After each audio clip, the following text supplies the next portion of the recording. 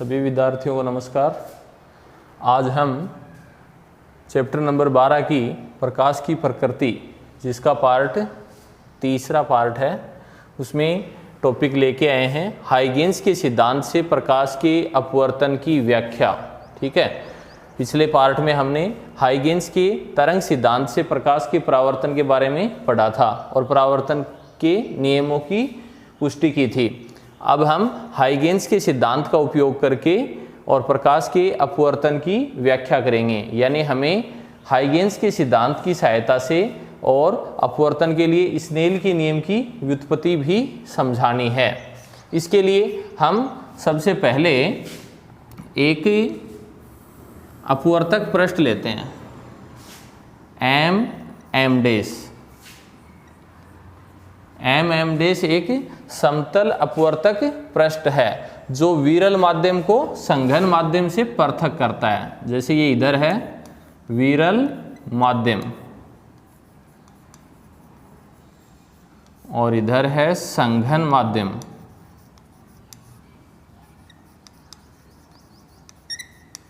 ठीक है, अब इसमें विरल माध्यम में हम विरल माध्यम का जो अपवर्तनांक है वो n1 मान लेते हैं, अपवर्तनांक n1। ठीक है, और यहां अपवर्तनांक n2 मान लेते हैं, यानी विरल माध्यम का अपवर्तनांक है n1 और संघन माध्यम का अपवर्तनांक है n2। प्रकाश की चाल इस माध्यम में हम मानते हैं, प्रकाश की चाल v1, यहाँ v1 मान लो, और यहाँ प्रकाश की चाल है उसको v2 मान लो।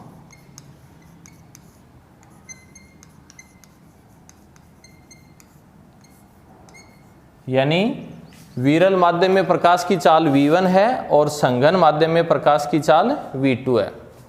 ठीक है, अब साथ में अपन एक समतल तरंगागर इस प्रकार से लेते हैं।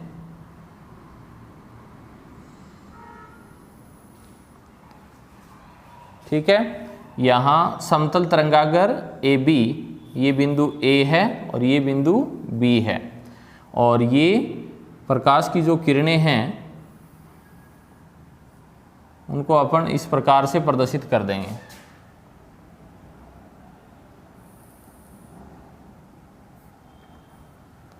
ठीक है, ये इधर वाला माध्यम विरल हो गया, इधर वाला माध्यम संघन हो गया।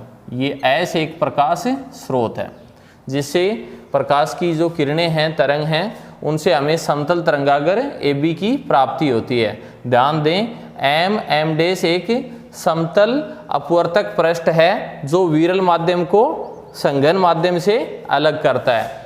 अपवर्तनांक हमने विरल माध्यम का n1 माना है और संघन का n2 माना है। इसी प्रकार विरल माध्यम में प्रकाश की चाल v1 मानी है और संघन माध्यम में प्रकाश की चाल v2 मानी है। AB एक समतल तरंगागर है जो पृष्ठ पर कोण I पर, यानी आपतन कोण I पर आपतित होता है। यहां अपन अभिलंब खींच लेते हैं, बिंदु A पे हमने अभिलंब खींच लिया है। ठीक है, जैसे ये n डैश कोई अभिलंब है। अब आगे हमें इसमें ये ध्यान देना है कि AB एक समतल तरंगागर है, इसका बिंदु A तो पृष्ठ पर है, यानी अपवर्तक पृष्ठ पर स्थित है, जबकि B अपवर्तक पृष्ठ से कुछ दूरी पर है। अब हाइगेंस का तरंग सिद्धांत हमने पढ़ा है। हाइगेंस के तरंग सिद्धांत के अनुसार तरंगागर के प्रत्येक बिंदु से द्वितीयक तरंगिकाएं यानी नई तरंगिकाएं उत्सर्जित होती हैं। हाइगेंस का तरंग सिद्धांत क्या है कि प्रकाश स्रोत से प्रकाश का उत्सर्जन तरंगागर के रूप में होता है और तरंगागर के प्रत्येक बिंदु से नई तरंगें उत्सर्जित होती हैं, अर्थात प्रत्येक बिंदु नवीन विक्षोभ का स्रोत होता है। प्रत्येक बिंदु से नई तरंगें उत्सर्जित होती हैं, इसलिए बिंदु A से नई जो द्वितीयक तरंग उत्सर्जित होगी वो, और बिंदु B से द्वितीयक तरंग उत्सर्जित होगी वो, उनको अपन आगे चित्र में प्रदर्शित करेंगे। सबसे पहले ये ध्यान दें कि बिंदु ए से जो द्वितीयक तरंग उत्सर्जित होती है वो दूसरे माध्यम में प्रवेश करेगी, ठीक है, और बिंदु बी से जो द्वितीयक तरंग उत्सर्जित होती है वो उतने समय में पृष्ठ पर पहुंचेगी। तो उसकी स्थिति को इस प्रकार से दिखाएंगे।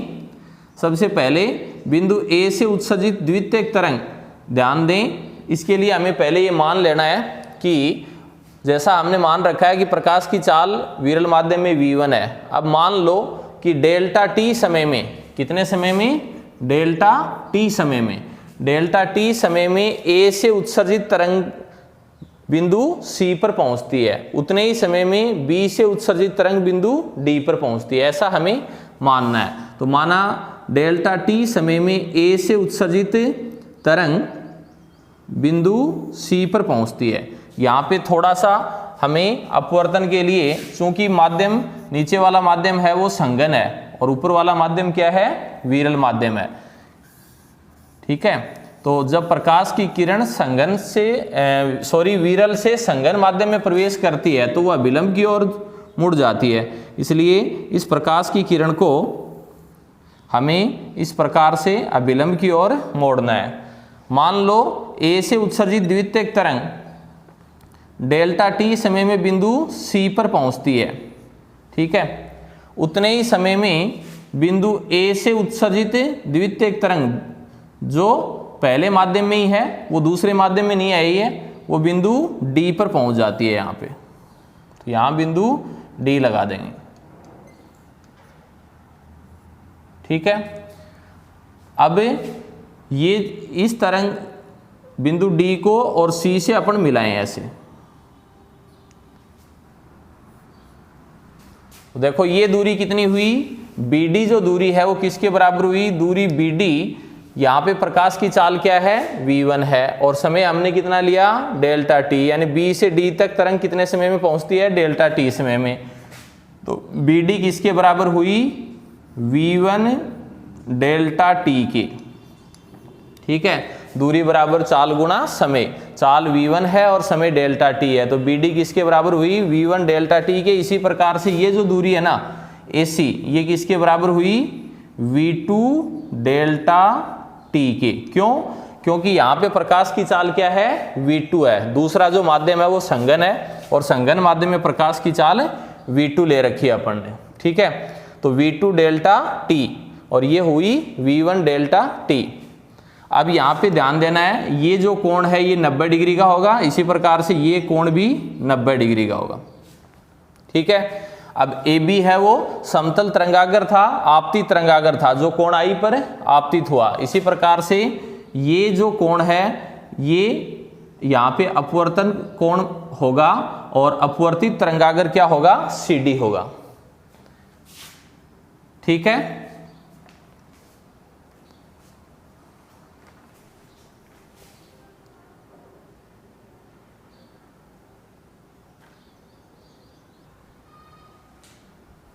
अब आगे ध्यान दें, चित्र को हमने पूरा कर लिया है। ध्यान दें ये आपतित किरण है, इसलिए अभिलंब और आपतित किरण के बीच का जो कोण है उसको अपन आपतन कोण I से प्रदर्शित करते हैं। तो ये आपतित तरंगागर के लिए आपतन कोण है I और ये आपतित किरण के लिए। इसी प्रकार से अपवर्तन कोण को अगर अपन दिखाना चाहें तो अपवर्तन कोण, ये कोण भी R के बराबर ही होगा, क्योंकि ये आपतित किरण है तो ये अपवर्तित किरण है, AC अपवर्तित किरण है, इसलिए ये अपवर्तन कोण हो जाएगा, ठीक है। और यहाँ अपवर्तित तरंगागर के लिए कोण R अपवर्तन कोण है, ये आपतित तरंगागर के लिए कोण I आपतन कोण है। अब एक बार अपन चित्र की जो ज्यामिति है उसको स्पष्ट कर देते हैं। सबसे पहले हम क्या लिखेंगे कि माना MM' एक अपवर्तक पृष्ठ है जो विरल माध्यम को संघन माध्यम से पृथक करता है। विरल माध्यम में प्रकाश की चाल v1 है और संघन माध्यम में प्रकाश की चाल v2 है। विरल माध्यम का अपवर्तनांक n1 है और संघन माध्यम का अपवर्तनांक n2 है। AB एक समतल आपतित तरंगागर है जो पृष्ठ पर कोण I पर आपतित होता है। CD अपवर्तित तरंगागर है, ठीक है, CD अपवर्तित तरंगागर है। इसके बाद में आगे अपन सबसे पहले इन दोनों त्रिभुजों में यानी त्रिभुज ABD और ACD इनका उपयोग करेंगे। त्रिभुज ABD से अपन साइन आई का मान प्राप्त करेंगे। त्रिभुज ABD से साइन आई यानी लंब बटा कर्ण। अब लंब क्या हो जाएगा BD और कर्ण क्या हो जाएगा AD। तो साइन आई बराबर होगा BD बटा AD।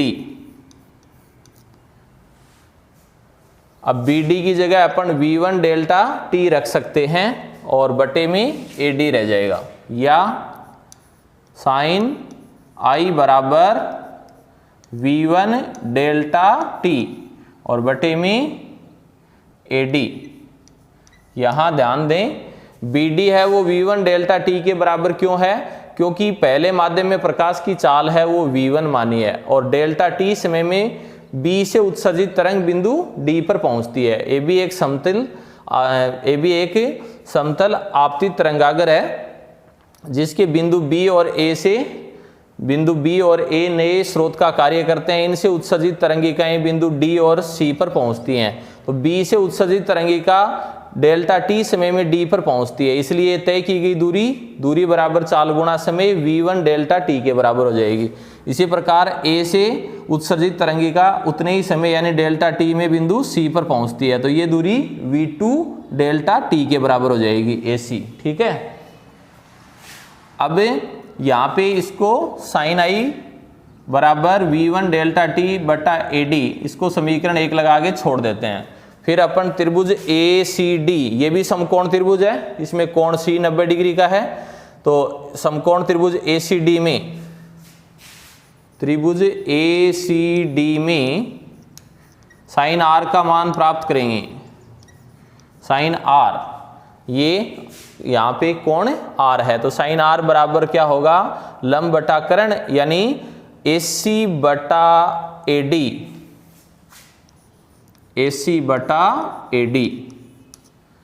या साइन R बराबर हुआ AC की जगह अपन लिख सकते हैं V2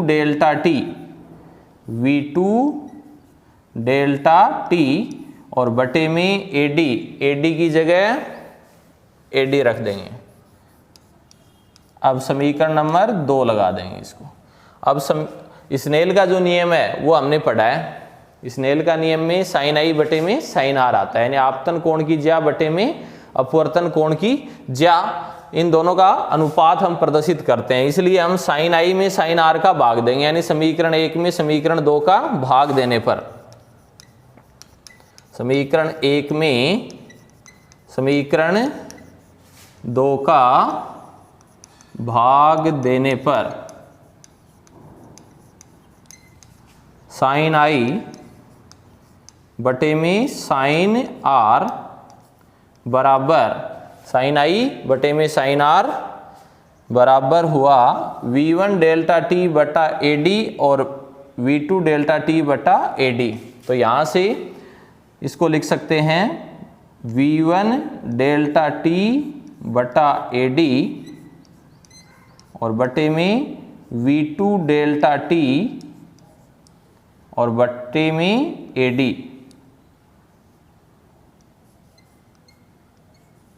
ठीक है, अब इसको आगे अपन सरल कर लेंगे। तो यहां से कर रहे हैं, या साइन आई बटे में साइन आर बराबर हुआ AD से AD ये कैंसिल हो जाएगा और V1 बटा V2 आ जाएगा, डेल्टा T से डेल्टा T भी कैंसिल। यहां हमें मान प्राप्त हो जाएगा V1 बटा V2 का। ठीक है, AD से AD कैंसिल और डेल्टा T से डेल्टा T कैंसिल हो जाएगा, V1 बटा V2 बचेगा। तो साइन आई बटे में साइन आर बराबर V1 बटा V2 आ गया। अब हमें आगे ध्यान देना है। सबसे पहले हमने क्या माना था कि पहले माध्यम का अपवर्तनांक n1 है, यानी विरल माध्यम का अपवर्तनांक हमने n1 माना और संघन माध्यम का अपवर्तनांक हमने n2 माना है। तो अपवर्तनांक की जो परिभाषा पीछे आपने पढ़ी है ठीक है। अपवर्तनांक दो माध्यमों में प्रकाश की चालों का अनुपात होता है, और निरपेक्ष जो अपवर्तनांक होता है वो निर्वात के सापेक्ष किसी माध्यम का अपवर्तनांक होता है, यानी निर्वात में प्रकाश की चाल बटा माध्यम में प्रकाश की चाल होती है। तो अपवर्तनांक की परिभाषा से आगे मैं यहां कर रहा हूं, अपवर्तनांक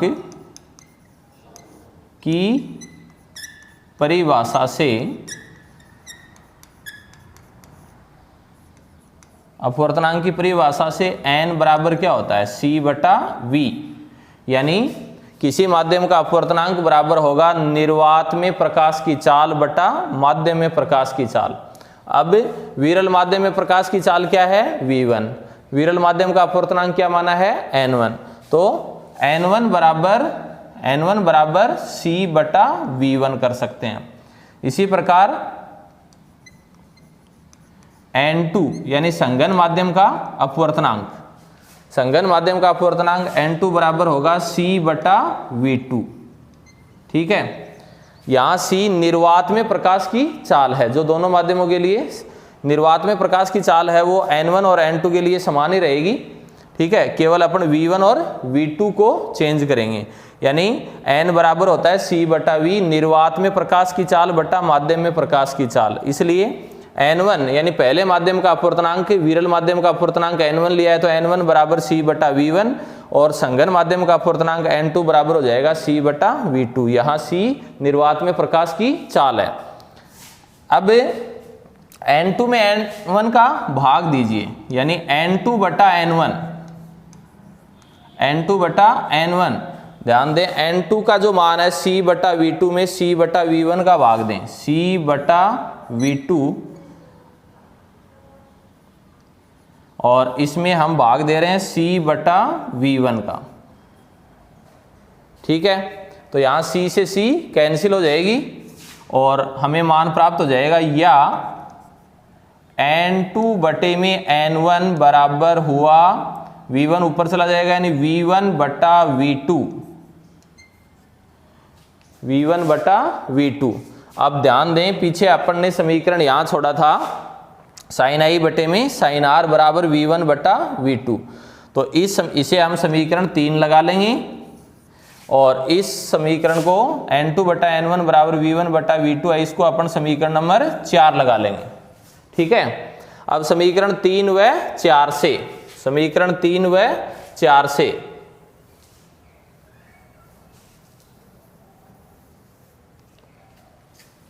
समीकरण 3 व 4 से क्या लिख सकते हैं, साइन आई बटे में साइन आर बराबर v1 बटा v2 है, और v1 बटा v2 बराबर है n2 बटे में n1, तो हम लिख सकते हैं साइन आई बटे में साइन आर बराबर, साइन आई बटे में साइन आर बराबर v1 बटा v2 है, और v1 बटा v2 बराबर है n2 बटे में n1, तो इसकी जगह हम लिख सकते हैं n2 बटे में n1, और n2 बटा n1 की जगह हम n21 भी लिख सकते हैं,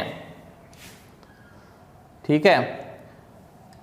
n21 ये भी अपन लिख सकते हैं, n2 बटा n1 बराबर n21, यहाँ n21 क्या है, पहले माध्यम के सापेक्ष दूसरे माध्यम का अपवर्तनांक है। यहाँ पहला माध्यम विरल है, यानी ये माध्यम फर्स्ट है, ठीक है। इसको अपन माध्यम 1 नंबर लगा दें, ठीक है। ये स्रोत S है और ये माध्यम फर्स्ट हो गया, इसी प्रकार से ये माध्यम सेकंड,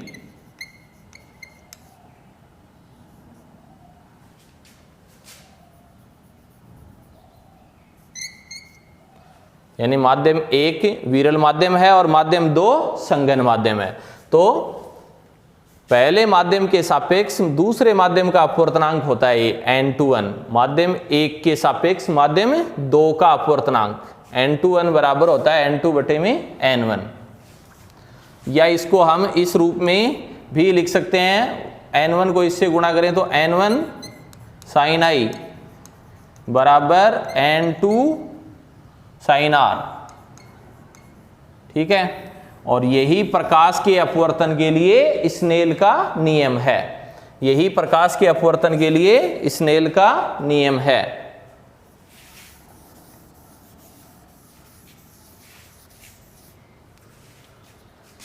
यही प्रकाश के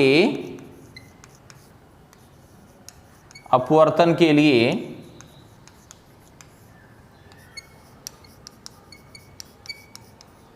स्नेल का नियम है।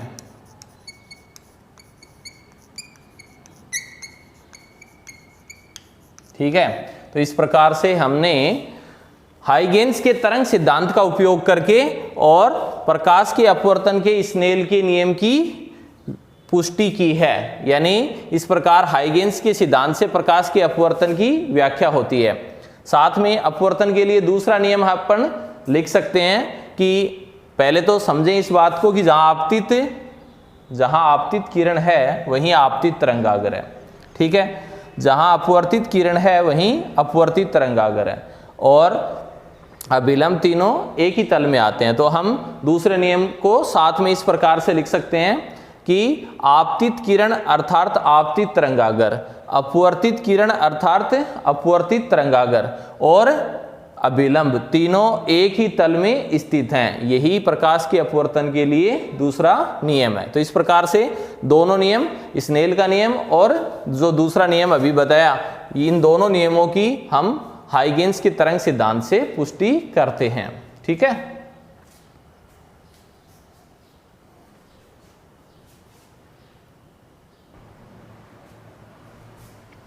अब हम नेक्स्ट टॉपिक लेते हैं।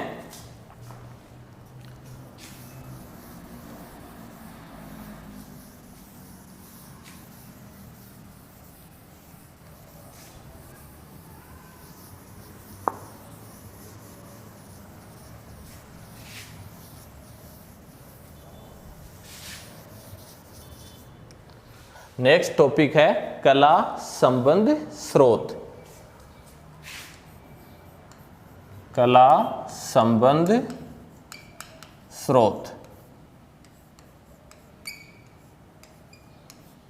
ध्यान दें, यानी प्रकाश स्रोत जो होते हैं वो कला संबंध स्रोत और कला असंबंध स्रोत दो भागों में अपन बांट सकते हैं उनको। कला संबंध स्रोत क्या होते हैं? सबसे पहले तो हमें ये ध्यान देना है कि हम प्रकाश के बारे में पढ़ रहे हैं और प्रकाश की प्रकृति है वो अपना चैप्टर है। तो यहाँ पे हमें कला संबंध स्रोत यानी ऐसे प्रकाश स्रोतों पे ध्यान देना है जो कला संबंध हों। अब पहले इनकी परिभाषा सुनिए। ऐसे प्रकाश स्रोत जिनसे उत्सर्जित प्रकाश तरंगों के बीच में कालांतर समय के साथ नियत रहता हो अर्थात परिवर्तित नहीं होता हो, उन्हें कला संबंध स्रोत कहते हैं। ऐसे प्रकाश स्रोत जिनसे उत्सर्जित तरंगों के बीच में कालांतर समय के साथ नियत रहता हो अर्थात समय के साथ परिवर्तित नहीं होता हो, ऐसे स्रोतों को कला संबंध स्रोत कहते हैं। ठीक है, व्यवहार में कोई भी दो स्वतंत्र स्रोत कभी कला संबंध स्रोत नहीं होते हैं क्योंकि उनसे उत्सर्जित तरंगों के बीच में कालांतर समय के साथ परिवर्तित होता रहता है। ठीक है, जैसे एक जैसे अगर अपन बल्ब ले लें तो उनसे उत्सर्जित प्रकाश तरंगों के बीच में कालांतर समय के साथ परिवर्तित होता रहेगा। ठीक है, वर्तमान में कुछ ऐसे स्रोतों का उपयोग किया जाता है जिनसे उत्सर्जित प्रकाश तरंगों के बीच में कालांतर समय के साथ नियत रहता है। ठीक है, और उनसे तीव्र प्रकाश उत्पन्न होता है, उन्हें लेसर कहते हैं।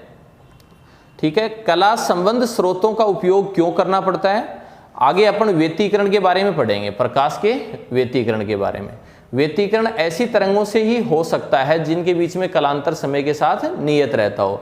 तो हमें प्रकाश के दो तरंगों के बीच में यदि व्यतिकरण करवाना है तो हमें कला संबंध स्रोतों की आवश्यकता होगी। कला संबंध स्रोतों से उत्पन्न प्रकाश तरंगों के बीच में ही व्यतिकरण की घटना घटित हो सकती है।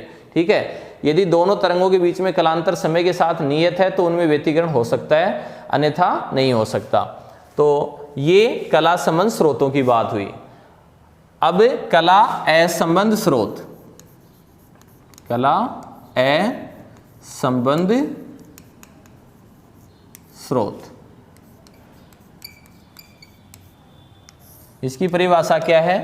दो ऐसे प्रकाश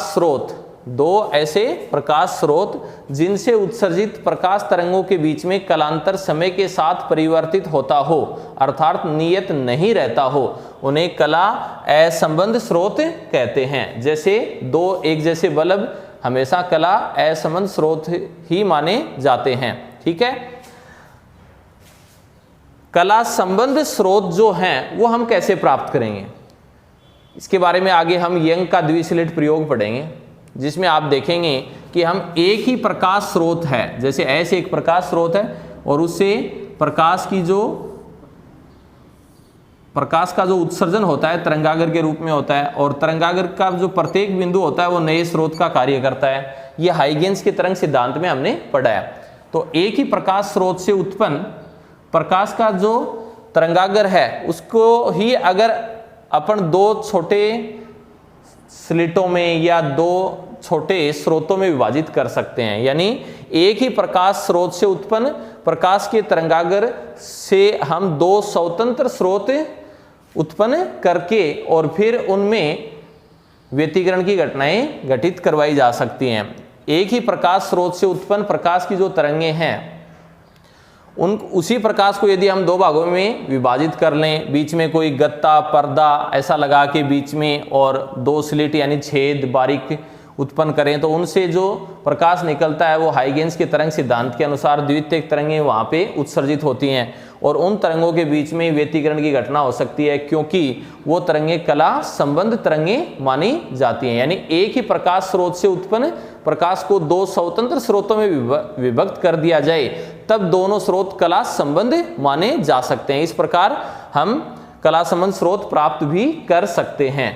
और कला असंबंध स्रोत तो दो स्वतंत्र स्रोत सदैव कला असंबंधी होते हैं, यानी कोई भी आप दो प्रकाश उत्पन्न करने वाले स्रोत ले लो, उनसे जो प्रकाश की जो तरंगें उत्पन्न हो रही हैं उनके बीच में कलांतर समय के साथ परिवर्तित होता रहता है, इसलिए वो दोनों क्या माने जाएंगे? कला असंबंध स्रोत ही माने जाएंगे।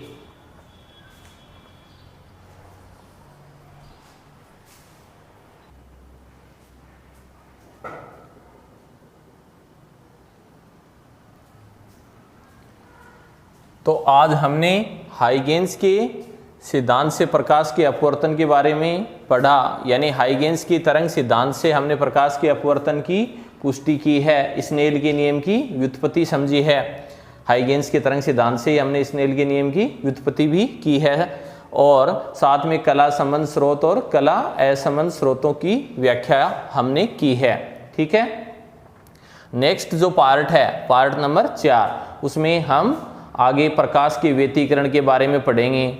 व्यतिकरण किसे कहते हैं, व्यतिकरण कितने प्रकार का होता है, व्यतिकरण के लिए कौन कौन सी आवश्यक शर्तें हैं, ये सारी हम पार्ट नंबर 4 में पढ़ेंगे। व्यतिकरण के लिए हमें कला संबंध स्रोतों की आवश्यकता होती है, कला संबंध स्रोतों के बारे में हम पढ़ चुके हैं। ठीक है, तो अब आप इस चीज़ को ध्यान से समझेंगे। धन्यवाद।